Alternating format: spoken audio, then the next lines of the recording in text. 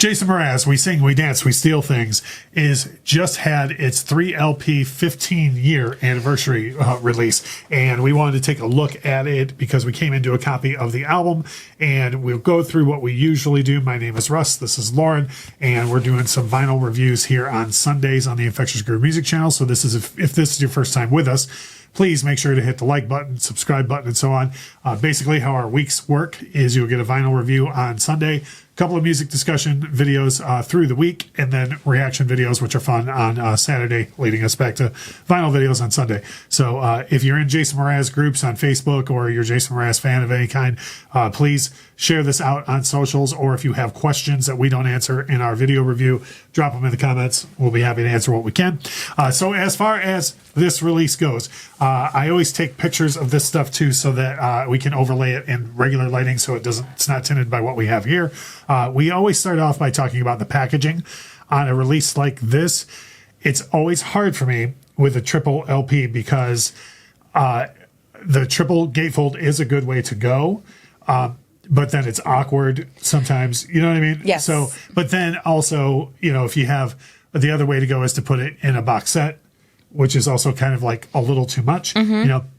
For me, I understand the minimalist approach to this packaging with it just looking like cardboard. Yeah, I thought that was neat. Yeah, I get that. And I like the booklet. Like I said, I took pictures, so there'll be pictures of the booklet. The only thing, and I think I will withhold the swearing that I did when we opened this, is at the price point, which we'll get at a little bit later. I just don't understand how it's that hard for record labels to include at least poly-lined sleeves or something. This comes in regular, like the most coarse white paper inner sleeves as possible. And if you're a fan of an artist where you are passionate enough to want to buy a 3LP, like with demos and previously unreleased stuff, you're going to want to take care of it, right? So that's the only thing that I like. Other than that, I could see people saying like, "Oh, I can't believe it's just cardboard with dry," but like that's in the spirit of this release. Yeah, it's true. You're right. It felt like just a lot of paper, like a pile of paper, which again makes sense for it because the artwork on this, it's very doodly. Yeah. So it's a vibe. Yeah, and the only thing that that it was a downer for me is those paper inner sleeves. I understand that the whole thing was paper, but like that's not why you used paper inner sleeves on this. I used it because it was the least amount of money you could put into the release. As far as sound of it goes, for me, this was the first time I had ever heard this Mraz album on vinyl. Had you ever heard it on vinyl before? No, okay. I wasn't originally really listening to vinyl in 2008. Right. Okay. Well, I like the sound of it. One thing I noticed, and this is good news if you're a Jason Mraz fan, I thought the sound of the demos and the previously unreleased material was fantastic. Yeah, it absolutely was. It got to the point when we were listening through this, because there are obviously, demo versions of songs that were on the actual album. Yeah. I had moments where I thought, is this what side are we on? Is this the demo or is this the real thing? Because the demos do sound really good. Yeah, and then there was previously unreleased songs that both of us were like, oh, this should have been on the record. Mm-hmm. Yeah, so as far as sound goes, I don't think you're going to really beat it. And I know this was recorded within the digital age. So, for example, a lot of times if you have like a classic artist, you have like a Pink Floyd or somebody, and they say, oh, previously unreleased stuff, like you're kind of up to like, how is the digital or how is the tape aged, or who was even sitting on this material? So with this stuff, I wasn't expecting it to be poor and like they had to do a bunch of work, but I thought that all the previously unreleased stuff sounded as good as the main LP did. For sure. Right. Yeah. As far as price goes, we always tell you what the price is of something, and then we'll give you our opinion on value. And we don't usually try and say like, yes, you totally should buy this or not, but at least give you some opinion on it. $59.99 is what you're looking at for the price of this. I did see it go on Amazon the other day for $49, so like maybe you could catch it there, but I talk a lot on the channel about how you should buy from independent record stores, so please do that instead. Mm-hmm.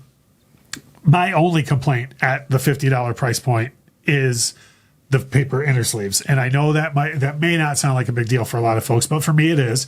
And the other thing too, I would say, because you're fairly new to vinyl collecting. Yep. What are you paying for a new vinyl record these days? $25, $30, right? You've taught me this math. Yeah. Right. So yes, this is $20 per, So for this, $20 per LP is cheaper than you would usually get. You get the triple gatefold and you get the booklet.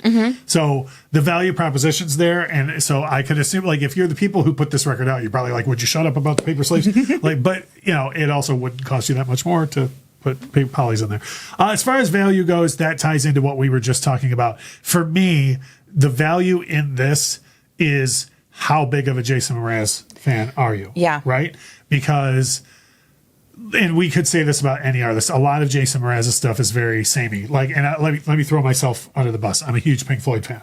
I know friends of mine who are like, but all of their songs are 20 minutes long and they all sound the same. Yeah, I get that. So I'm not at all, but it's for me, like, let me put it this way. You like more singer-songwriter stuff than I do. I do. Okay, would you go out and pick this up? Having heard it now, would you go out and spend the $60 on it? Well, here's what I'm going to say. If you were telling me that this was an anniversary re-release of his first album, Waiting for My Rocket to Come, I would have been like, take my money right now. Right. You know, So you because just are more that's personally the connected. Jason Mraz, you know, that I love. But when we were listening to it, there's some tracks on this that are like, oh, yep, this is for the people that love his first album. Yeah, there's so much on it that's like, true. okay, yep, there's nods to that because you've got the big, you know, lovey-dovey hits off of this, which are great. You know what I mean? Yeah. But I'm in it for that kind of stuff. So it depends on how much you love this period of Jason Mraz's career. Exactly what I was thinking. Like, if you, for a lot of people too, if the second record's what brought you to the dance, or no pun intended, like if you danced to On Yours at your wedding or whatever else, like I could see being like, oh, and we have to have, and if you're going to buy this record on vinyl, why not get the extra? Yeah, especially stuff? It's like Tom Petty with Wildflowers that way. It's like, why not buy Wildflowers and all the rest? You know, like pay a little bit more and get way more stuff. So those are our thoughts. Once again, that is Lauren. My name is Russ. We're the Infectious Groove Music Channel.